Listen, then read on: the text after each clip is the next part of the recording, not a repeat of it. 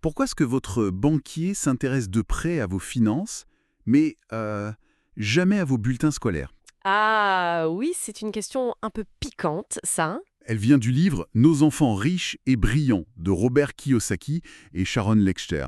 Et c'est le sujet qu'on explore aujourd'hui. Tout à fait. Ce livre, il aborde vraiment le besoin urgent d'une éducation financière qui soit adaptée à notre époque. L'ère de l'information, c'est ça. Exactement. Et c'est un domaine que le système scolaire traditionnel, il laisse un peu de côté souvent. On va s'appuyer sur les concepts clés de cet ouvrage. D'accord. Notre mission, si on peut dire, c'est d'extraire les idées fortes pour voir comment on peut donner un meilleur départ financier aux jeunes. Et comprendre pourquoi cette intelligence financière et aussi la reconnaissance des talents propres à chacun sont devenues si importantes. Alors, allons-y.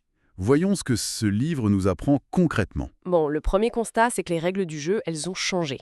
Carrément. Ok. On est passé d'un âge industriel où, on avait une certaine sécurité d'emploi, la retraite était plus ou moins prise en charge, Mhm. à un âge de l'information beaucoup plus fluctuant, Instable. voilà, beaucoup plus instable. Les anciennes garanties, elles tiennent moi. Et puis tout va si vite. L'info qui double, les compétences qui deviennent obsolètes rapidement. Cette idée de carrière toute tracée jusqu'à la retraite, ça semble loin, non? Ah mais complètement.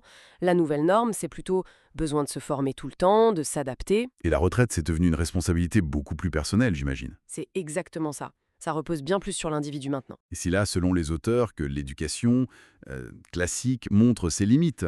Disons qu'elle prépare bien sur le plan scolaire, professionnel même, mais pour la gestion financière au quotidien, pour l'avenir, Il manque quelque chose. c'est ça.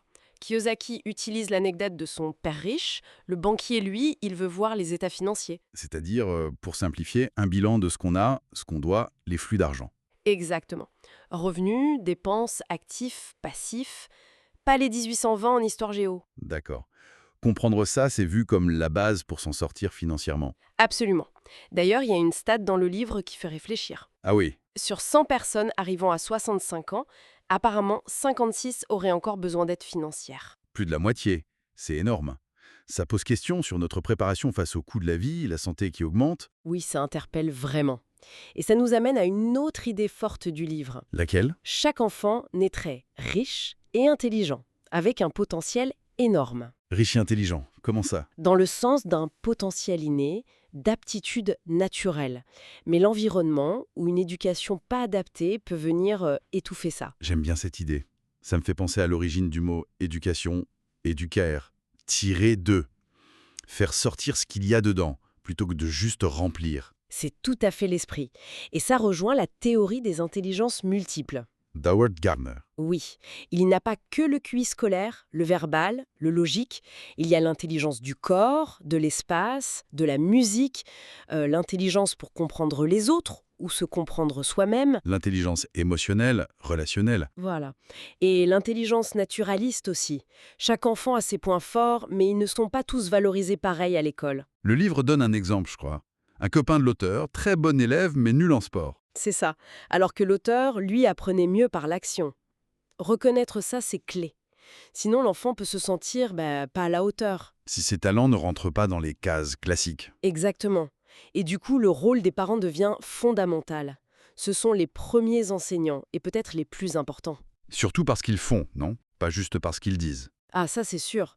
Vos gestes parlent plus fort que vos mots, comme dit l'expression. L'exemple est primordial. Il faut protéger cette curiosité naturelle de l'enfant, cet amour d'apprendre, même s'il n'est pas premier de la classe. Tout à fait. Et encourager la persévérance. C'est un peu la tortue et le lièvre, non? Apprendre à son rythme, ça peut mener très loin. Et alors ce fameux QI financier, c'est quoi exactement selon le livre? Ce n'est pas juste gagner beaucoup d'argent, si? Non, pas seulement. C'est moins combien on gagne que combien on arrive à garder. Et surtout, à faire travailler pour soi. Faire travailler l'argent. C'est-à-dire, Via des investissements, créer des choses qui rapportent de l'argent sans qu'on ait besoin de travailler activement dessus tout le temps. Des actifs. donc le but final, c'est pas l'argent pour l'argent. C'est plutôt la liberté que ça donne. Le temps, les choix, C'est ça l'idée. Augmenter sa liberté, son bien-être, ses options, avec le temps. et être heureux en chemin. Pas juste attendre d'être riche pour l'être. Exactement. L'argent comme un outil au service de la vie qu'on veut. Bon, pour résumer un peu les points clés de nos enfants riches et brillants, Oui, L'éducation financière, c'est devenu une compétence essentielle, à côté de l'éducation scolaire. Le monde actuel demande de l'adaptabilité, un apprentissage qui ne s'arrête jamais. Et il faut reconnaître et nourrir toutes les formes d'intelligence chez un enfant. Absolument. Et enfin, le rôle des parents est irremplaçable, surtout par l'exemple. Tout ça, ça nous laisse avec une question, peut-être, une piste de réflexion. Je t'écoute. Au-delà des notes, des diplômes, comment on pourrait faire, au quotidien, pour commencer à repérer, à valoriser, et puis à cultiver ce QI financier et ce génie unique qui est en chaque jeune? Quelle petite action, quel petit changement de regard on pourrait initier dès maintenant?